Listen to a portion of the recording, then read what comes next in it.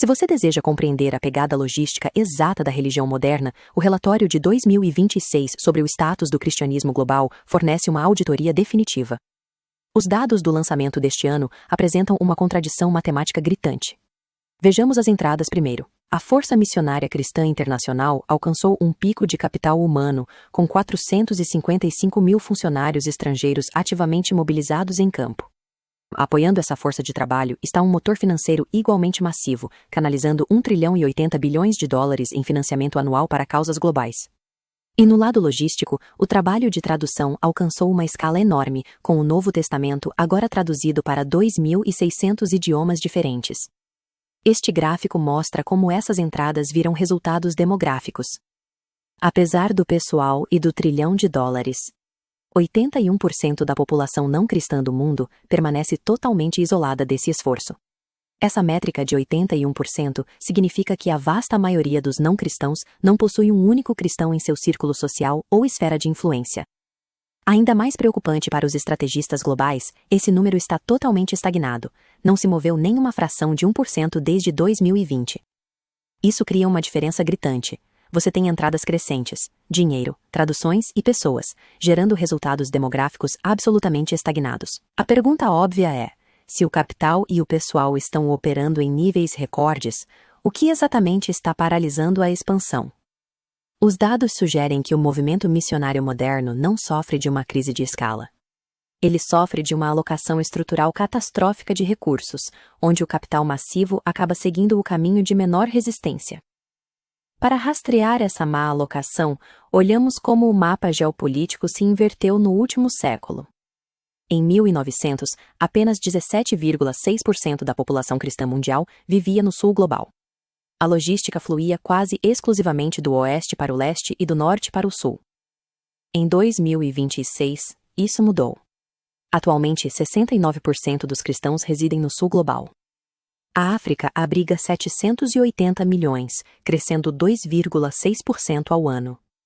Compare com a Europa, onde a demografia encolhe 0,41% ao ano.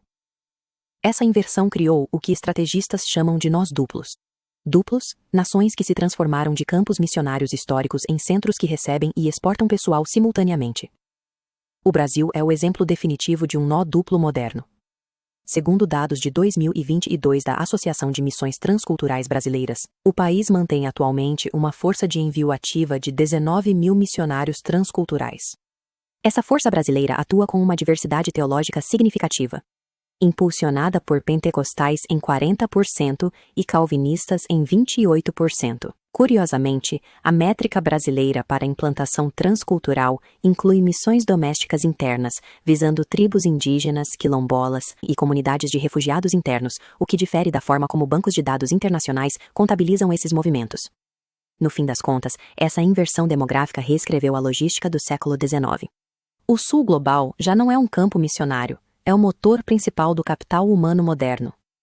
Portanto, se países como Brasil e Coreia do Sul são agora grandes motores de capital humano, onde exatamente esses 455 mil funcionários estrangeiros estão sendo enviados? Este mapa de calor ilustra a falha na estrutura. A grande maioria dos fluxos de pessoal se desvia ativamente desses 81%. As agências de envio estão tomando decisões de colocação com base em redes históricas que herdaram, em vez das necessidades demográficas estratégicas do presente. Corrigir isso envolve um atrito operacional considerável. Transferir pessoal de um país seguro e saturado para uma zona de apagão demográfico garante custos financeiros exponencialmente maiores. Operar nessas zonas resulta em um retorno sobre o investimento visível menor no curto prazo. Modelos de financiamento institucional atuais exigem crescimento rápido e mensurável para manter doadores. Isso pune alocações de baixo retorno, prendendo pessoal em zonas seguras. A menos que as organizações de liderança financiem sistematicamente o atrito, o risco e os resultados lentos, o capital humano simplesmente continuará a saturar demografias que já foram alcançadas. Essa má alocação geográfica é agravada por pontos cegos metodológicos que corrompem os conjuntos de dados de Lausanne e da AMTB. Por exemplo, pesquisadores estimam que as mulheres compunham cerca de 60% da força missionária internacional desde 1900. Contudo, as estruturas tradicionais de relatórios ainda falham em quantificar com precisão o pessoal feminino em campo. O rastreamento formal também perde redes informais. Implantações massivas originadas de igrejas domésticas chinesas, redes africanas autônomas e modelos latino-americanos descentralizados ignoram bancos de dados ocidentais.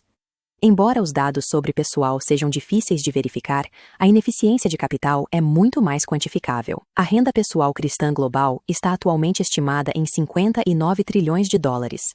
Este modelo tridimensional escala as finanças. As doações anuais totais somam 1 trilhão e 80 bilhões de dólares, representando menos de 2% dessa renda disponível. Observe como essas doações são gerenciadas.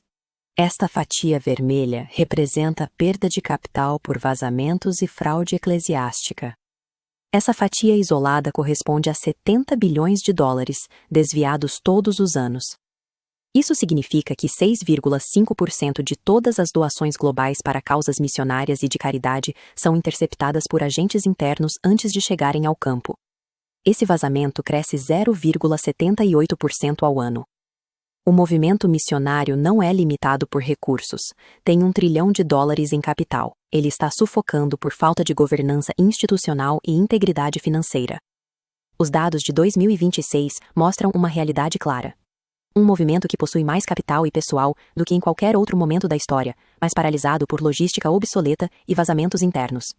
Continuar a aumentar cegamente o número de pessoal é matematicamente inútil se os algoritmos de implantação permanecerem intocados.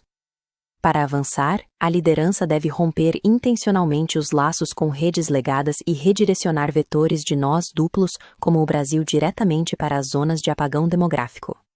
Isso requer que as organizações aceitem formalmente custos logísticos mais elevados e riscos físicos como a nova base para o sucesso. Exige uma revisão completa da governança financeira para recuperar os 70 bilhões de dólares perdidos anualmente devido a fraudes internas.